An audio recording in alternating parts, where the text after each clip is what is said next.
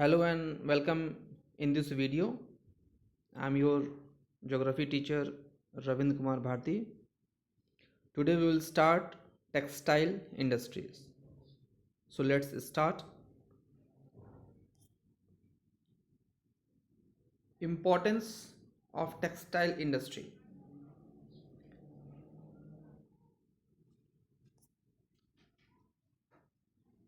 What is the role of textile industry in our economy?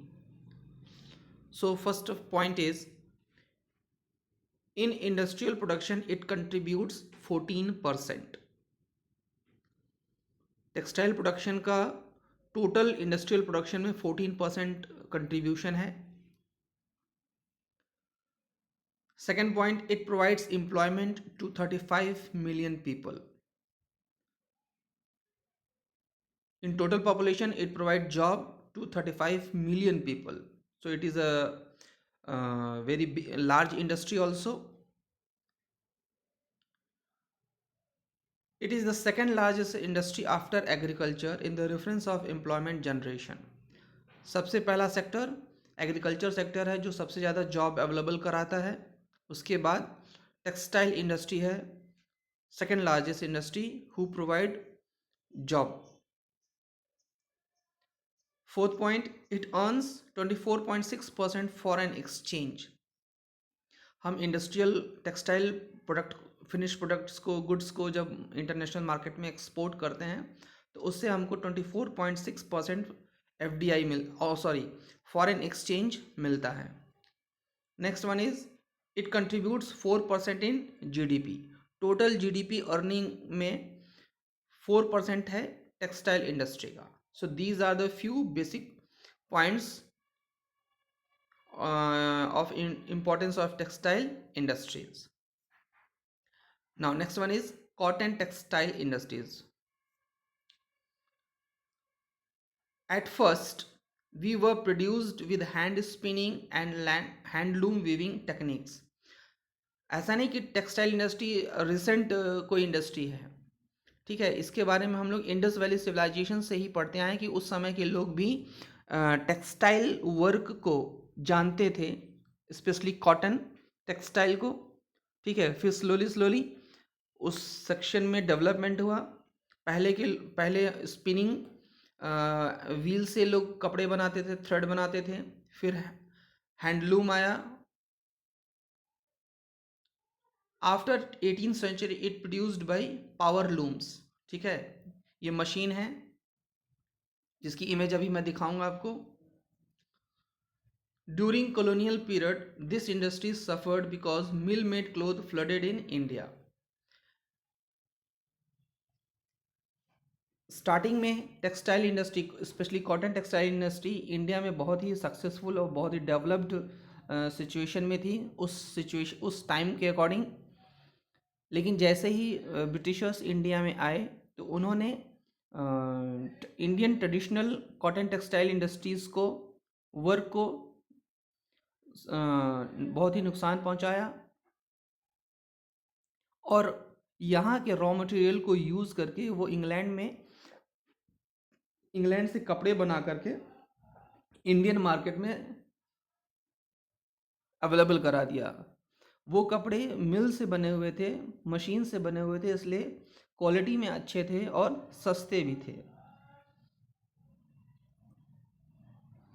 The first successful textile mill was established in Mumbai in 1854 by Cowasji Dabur.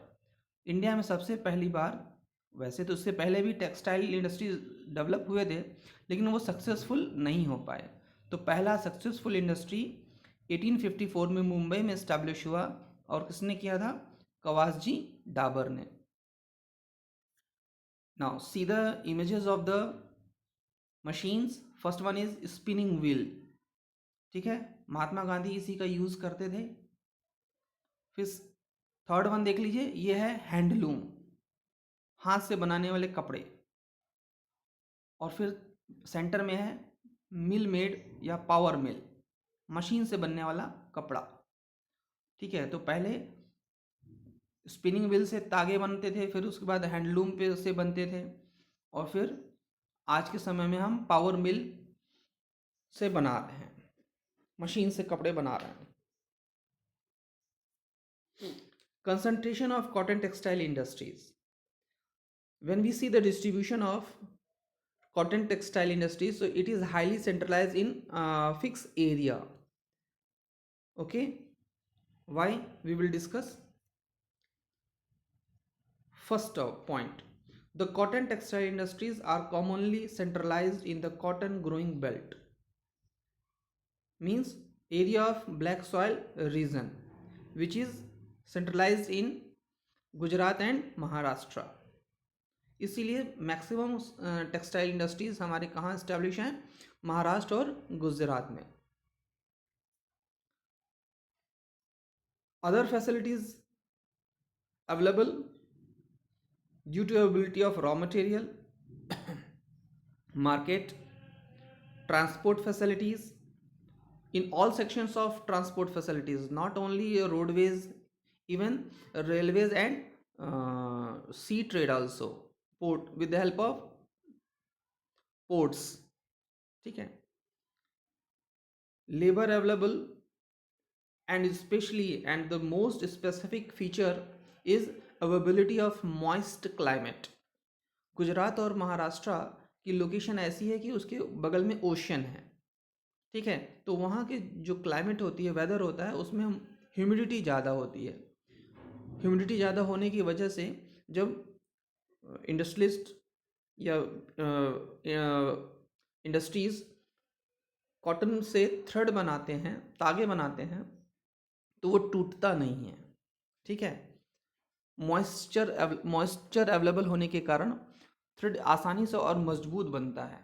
इसलिए वो location अच्छी है textile industries, cotton textile industries establish करने के लिए. Are the major factor for its location. Okay, so I hope it is very clear why the maximum textile industry is centralized in Gujarat and Maharashtra belt. Now next point. Now see, this one is the cotton plant and this is the basic raw material. ठीक है. Importance of cotton industries. Cotton industries के क्या और क्या importance हैं? It provides job to farmers, cotton ball pluckers. हम cotton industries establish करेंगे तो किसके किस किसको जॉब अवेलेबल कराएंगे? फार्मर्स को और कॉटन बॉल प्लकर्स को, मीन्स लेबर को. Workers engage in ginning, spinning, weaving, dyeing etcetera. और जो लोग उस वर्क से रिलेटेड वर्क में इन्वॉल्व हैं उनको भी हम जॉब अवेलेबल कराएंगे. गिनिंग मीन्स रुई को सेपरेट करना. ठीक है, कॉटन को सेपरेट करना कॉटन बॉल से. स्पिनिंग तागे बनाना, वीविंग सिलना बुनना. ठीक है, डाइंग उसको रंगना, और उसके लिए फिर केमिकल इंडस्ट्रीज बनेगी. It supports other industries like chemicals, dyes, mill store, packaging materials and engineering work. ठीक है, उस कपड़े को बनाने के लिए, थ्रेड को बनाने के लिए मशीन्स, उसको रंगने के लिए केमिकल्स, स्टोर करने के लिए स्टोर हाउस. तो उससे रिलेटेड जो अदर वर्क होंगे उनको भी कॉटन इंडस्ट्रीज प्रमोट करेगी, सपोर्ट प्रोवाइड कराएगी. Spinning work is highly centralised in Maharashtra, Gujarat and Tamil Nadu. तागे बनाने का सबसे ज़्यादा सेंट्रलाइजेशन महाराष्ट्र, गुजरात और तमिलनाडु में ही है. while weaving work is highly decentralized and provide work like work of embroidery, work over silk, ठीक है, जरी, अदर, ये सब वर्क अवेलेबल कराती है. तागे बनने का काम 2 ही 3 राज्यों में सेंट्रलाइज है, लेकिन वीविंग का काम, कपड़े बनाने का काम पूरे इंडिया में फैला हुआ है, डिसेंट्रलाइज्ड है.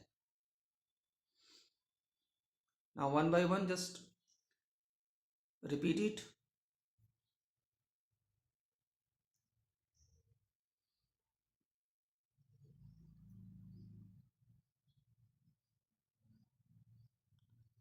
Now, problems before cotton industries.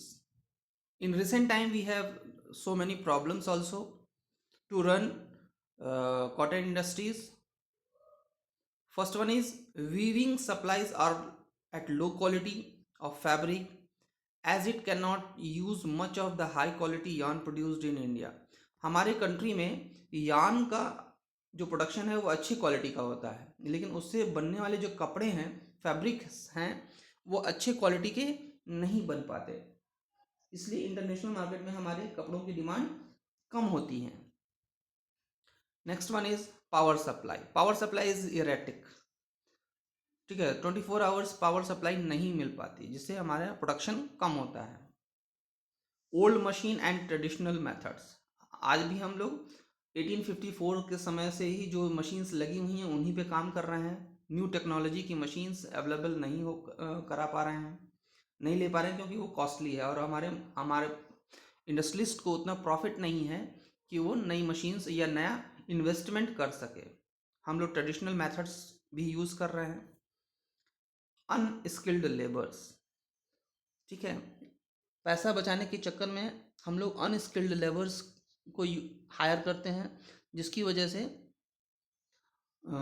जो क्वालिटी ऑफ प्रोडक्शन है वो कम हो जाता है।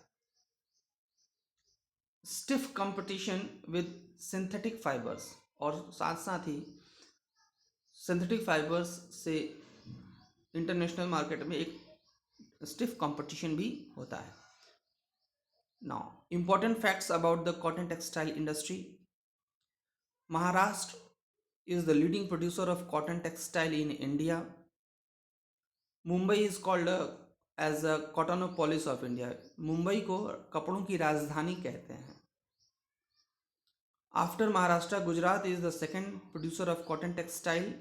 Ahmedabad is called Manchester of India. Manchester उस जगह का मैनचेस्टर एक्चुअली लंदन में एक शहर का नाम है जहाँ सबसे पहले टेक्सटाइल इंडस्ट्रीज़ का डेवलपमेंट हुआ।